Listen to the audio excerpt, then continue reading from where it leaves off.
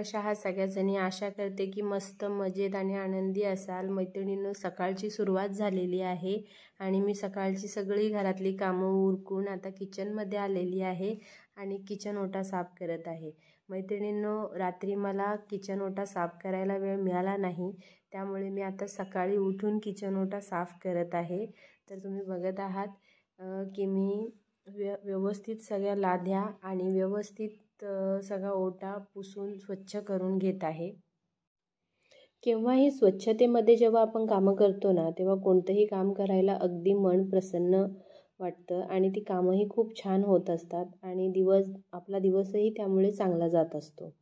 तुम्ही बघू शकताय मी पाणी पित आहे, तर हे साधं नुसतं गरम पाणी नसून तर हे मेथीचं पाणी आहे। रात्री मेथी भिजत घातली होती आणि आता त्याचं पाणी गाळून मी सकाळी पित आहे।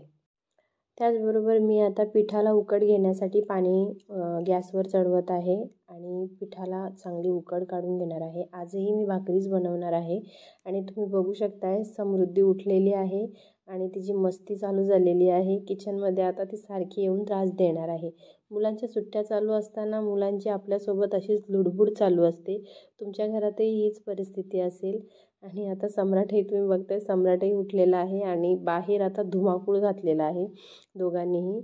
आजची भाजी काय, तर आज मी बनवत आहे मोड आलेली मुगांची भाजी।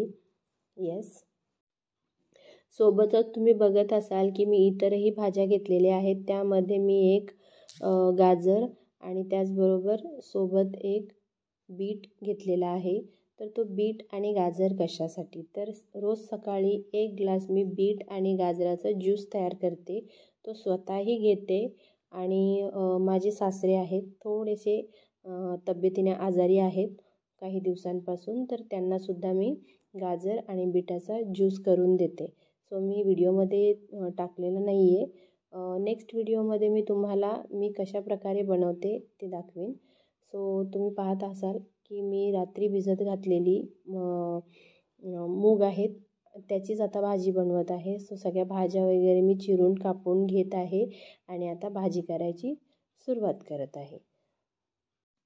गॅसवर एकीकडे चहा ठेवलेला आहे आणि माझ्या भाजीची तयारी चालू आहे। त्याचबरोबर आता मी भाजी टाकायला घेतलेली आहे आणि अंडीसुद्धा एकीकडे शिजत ठेवलेली आहेत। आणि तुम्ही बघत असाल की रोजच मी 4 अंडी शिजवत असते, तर ती कुणासाठी, तर माझे मिस्टर आणि माझी मुलं यांना मी रोज 1 ते 2 अंडे खाऊ घालते। कारण सध्या पाहायचं झालं तर थंडीचे दिवस आहेत आणि थंडीच्या दिवसामध्ये मुलांना त्यांची इम्युनिटी बूस्ट व्हावी म्हणून 1-1 अंडं दिलं तर खूप चांगलं राहतं। तुम्ही जर व्हेजिटेरियन असाल तर तुम्ही नाही दिलं तरी चालेल, त्याऐवजी तुम्ही त्यांना 1 ग्लास दूध किंवा हळदीचं दूध देत जावा। हळदीचं दूधसुद्धा मी देत असते मुलांना, पण मुलं हळदीचं दूध प्यायला थोडीशी काचकूच करतात। तुम्ही बघू शकताय समृद्धी पुन्हा किचनमध्ये आलेली आहे आणि पुन्हा तिची मस्ती चालू झालेली आहे। बाहेर जेवढी टेबलावर कपं पडलेली होती, सकाळचा चहा जो घरच्यांचा झाला, त्या चहाची कपं तिने इथे आणून किचनमध्ये ठेवली आणि आता मस्ती तिची सुरू आहे। सो माझी भाजी तयार करून भाजीची फोडणी देऊन झालेली आहे आणि आता मी घेत आहे पीठ मळायला। सो पीठ मळून झाल्यानंतर खूप मोठी गडबड झाली आज, कारण पीठ वगैरे मळून झालं, भाजी झाली, अंडी शिजली, चहा वगैरे सगळं झालं आणि झालं काय, तर माझा गॅसच संपला। आणि गॅस संपल्यावरती, आणि ती पण सकाळच्या घाईमध्ये गॅस संपल्यावरती प्रत्येक बाईची किती तारांबळ होते हे तुम्हाला सांगणं नवीन नाही आहे। सो आमच्या घराच्या बाजूला आमचा छोटासा कुडाचा घर आहे, तिथे आम्ही चूल पेटवतो। आमची फाटी असतात, आम्ही गावामध्ये राहतो म्हणून आमच्याकडे हा ऑप्शन आहे। सो मी लगेचच चुलीवरती भाकरी टाकायला घेतल्या। तुम्ही बघू शकता चुलीवरच्या भाकरी ही अगदी सुंदर आणि खूप छान होतात। मी याआधी चुलीवरच भाकरी टाकायची। माझी जी जाव आहे, जी छोटी जाव आहे, ती रोज चुलीवरच भाकरी टाकत असते। दोघी जणींना टाकता येत नाही म्हणून मी माझ्या गॅसवर टाकत असते। आमचे 2 किचन आहेत, सो ती नेहमीच चपाती आणि भाकरी ही चुलीवरच बनवत असते। अधूनमधून मीही बनवत असते, सो त्याच्यामुळे मला परफेक्ट प्रॅक्टिस आहे।